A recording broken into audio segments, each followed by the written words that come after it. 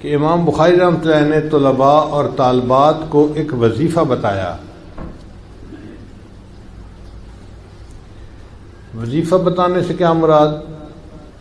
کہ امام بخاری رحمۃ اللہ جانتے تھے کہ یہ آخری سبق پڑھنے کے بعد یہ لوگ علم سے فارغ ہو جائیں گے، پھر اپنے مدرسے سے گھروں میں چلے جائیں گے اور گھر کی زندگی گزاریں گے. بچیوں کی شادیاں ہو جائیں گی اور جو بچے ہوں گے ان کو کاروبار میں لگنا پڑے گا. اب زندگی کے مختلف مسائل پیش آتے ہیں. ان مسائل میں جب کوئی پریشانی ان کو پیش آئے تو ان کو میں ایک عمل بتا دیتا ہوں، یہ تسبیح اگر کثرت سے کریں گے تو اللہ ان کی پریشانیوں کو ختم فرما دیں گے. چنانچہ قرآن مجید میں ہے حضرت یونس علیہ السلام مچھلی کے پیٹ میں چلے گئے تھے اور ان کو نکلنے کا کوئی راستہ نظر نہیں آتا، تو کوئی مخرج نظر نہیں آتا تھا. تو انہوں نے مچھلی کے پیٹ میں سمندر کی تہ میں تسبیح پڑھی تھی، لا الہ الا انت سبحانک انی کنت من الظالمین، اور اس تسبیح پڑھنے کی برکت سے اللہ نے ان کو مچھلی کے پیٹ سے نکال دیا تھا.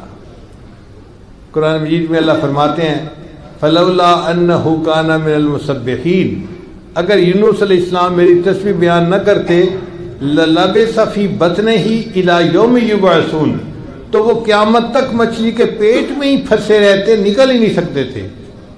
تو ان کو مچھلی کے پیٹ سے تسبیح نے نکال دیا. انسان بھی تو کئی مرتبہ حالات کی مچھلی کے پیٹ میں پھنس جاتا ہے نا.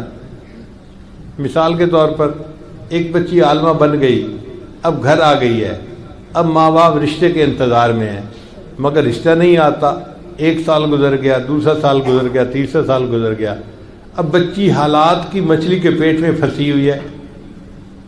ماں باپ خود تو نہیں بچی کو کہیں چھوڑ کے آ جائیں گے نا، کوئی رشتہ آئے گا تو طے کریں گے نا اس کا نکاح معاملہ. تو اس وقت وہ بچی کچھ نہیں کر سکتی، صرف دعا ہی کر سکتی ہے.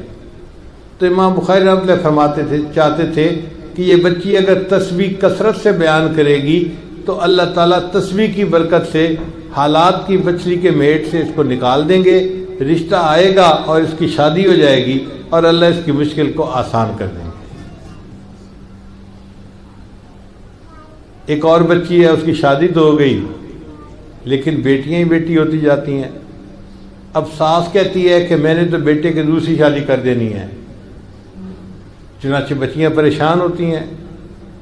ہمارے پاس کئی طالبات آتی ہیں کہ جی ہمارے اختیار میں تو کچھ نہیں، ہم تو کچھ نہیں کر سکتی، اولاد تو اللہ دیتا ہے. اب اگر میری 3 بیٹیاں ہو گئی ہیں تو اس میں میرا کیا قصور ہے؟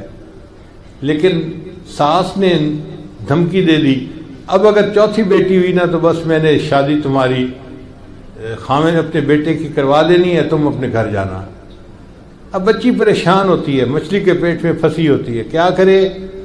تسبیح پڑھے، اللہ تعالیٰ تسبیح کی برکت سے اس کو بیٹا عطا فرمائیں گے اور وہ مچھلی کے حالات کے جو حالات کی مچھلی کے پیٹ میں پھنسی ہوئی تھی نا، اللہ اس کو نکال دیں گے. اس لیے یہ ایک بہت بڑا عمل تھا جو امام بخاری رحمۃ اللہ نے طلباء کو بتا دیا. اگر اس عمل کو باقاعدہ کرنے لگ جائیں تو ہمیں زندگی میں کسی عامل کے پاس جانے کی ضرورت نہیں رہے گی.